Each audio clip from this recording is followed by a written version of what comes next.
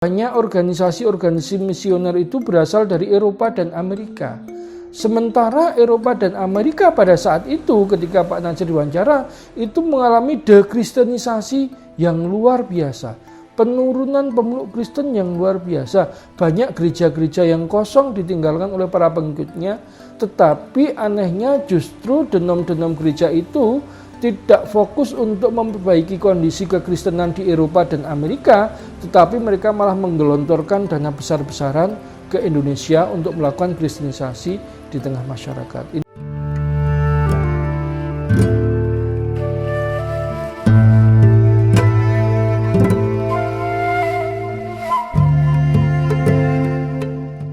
Bismillahirrahmanirrahim. Assalamualaikum warahmatullahi wabarakatuh. Alhamdulillahirrabbilalamin. Wassalatu wassalamu ala asyrofil mursalin wa ala alihi wa ashabihi ajmain amma ba'du. Melanjutkan pembicaraan kita tentang Pak Natsir. Ada satu tulisan Pak Natsir yang menurut saya penting untuk kita elaborasi. Judulnya Mencari Modus Vivendi. Maksudnya adalah bagaimana mencari kesepahaman ya antara pihak-pihak yang sebelumnya bertikai supaya saling memahami satu sama lain dan menghentikan pertikaian itu. Tulisan ini dibuat di awal Orde Baru ketika kristenisasi di kalangan akar rumput penduduk pedesaan terutama XPK itu berjalan sedemikian masif.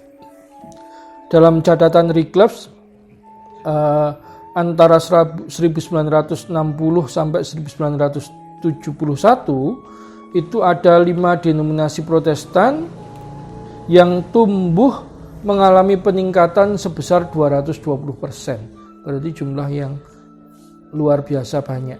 Itulah sebabnya kemudian Pak Natsir melihat hal ini tidak berjalan secara alamiah. Mengapa?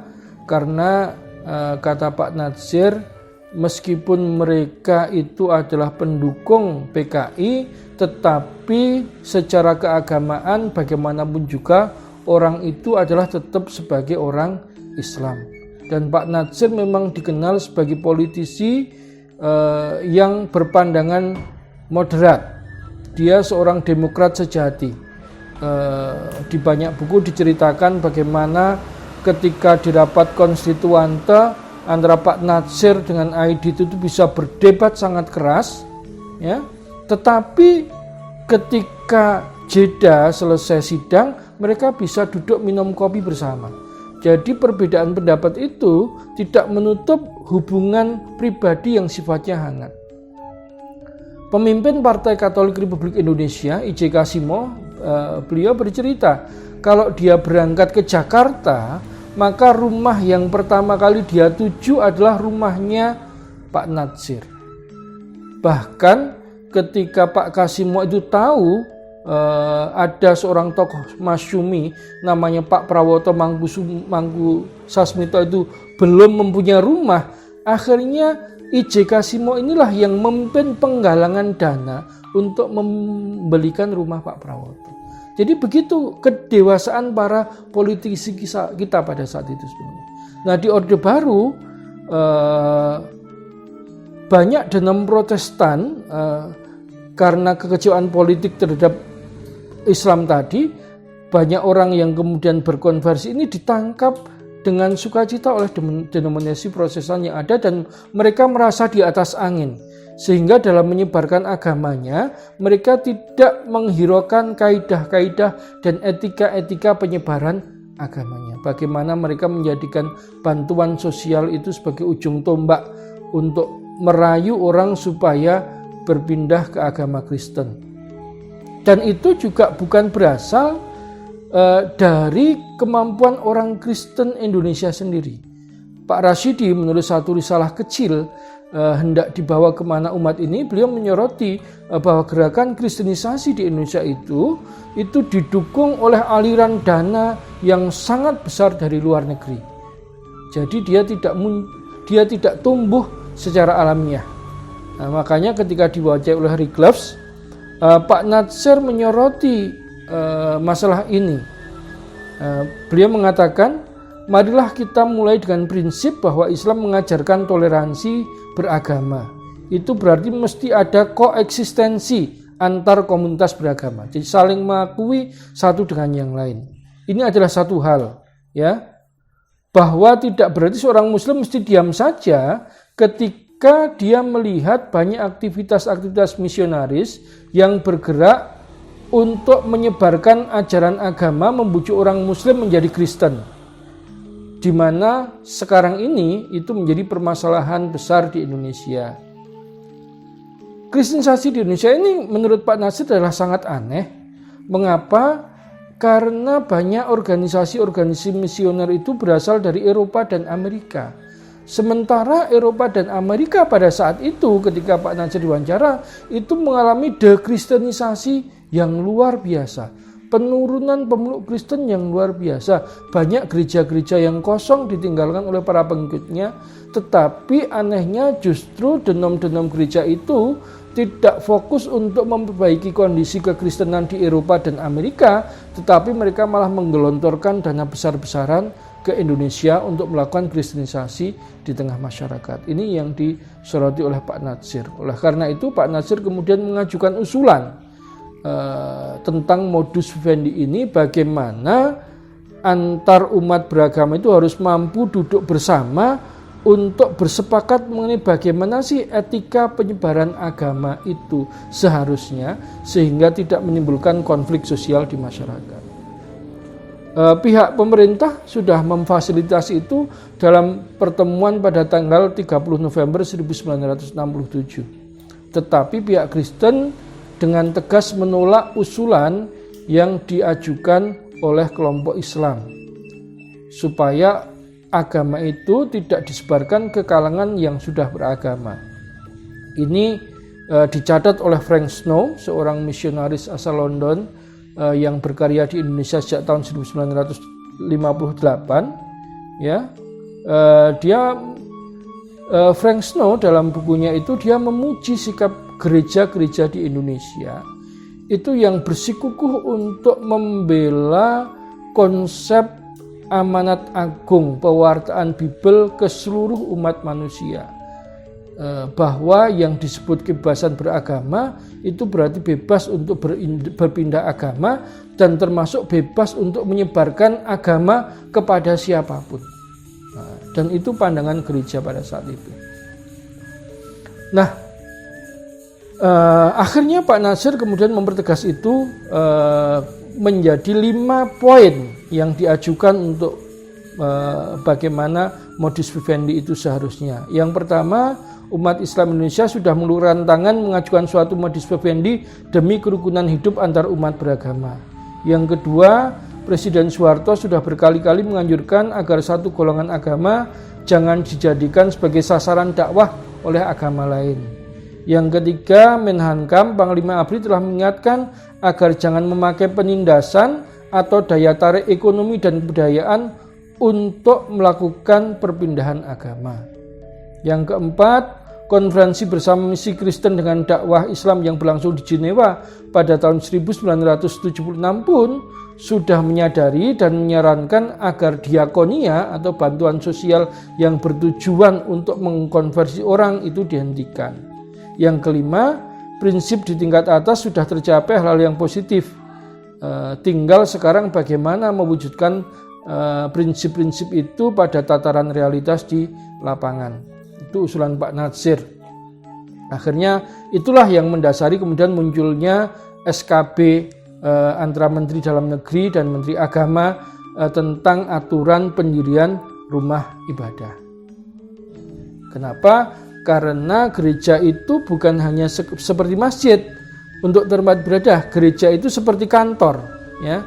Jadi gereja itu, kalau kita bicara gereja itu seperti kantor Muhammadiyah yang ada masjidnya, ada aktivitas dalamnya termasuk aktivitas misionarisme. Karena misionarisme dalam agama Kristen itu pelaku misionaris adalah petugas gereja, gitu ya. Nah, tetapi sekali lagi pihak Kristen menolak SKB tersebut. Mengapa? Karena bisa dibayangkan Kristen ini sangat terbebani oleh SKB tersebut. Karena Kristen itu adalah agama yang terorganisasi. Orang beragama berdasarkan organisasi gerejanya. Bisa dibayangkan di Indonesia ini, kalau kata Pendeta Jan Aritonang, ada 400 aliran gereja, dan tiap-tiap gereja itu pengen memiliki gerejanya sendiri. Tiap-tiap aliran itu hanya bisa beribadah di gerejanya sendiri, sehingga mereka ingin punya gereja sendiri. Meskipun di sebuah daerah itu sudah berdiri gereja, kalau itu gerejanya bukan denom yang dia ikuti, dia tidak boleh beribadah di gereja tersebut.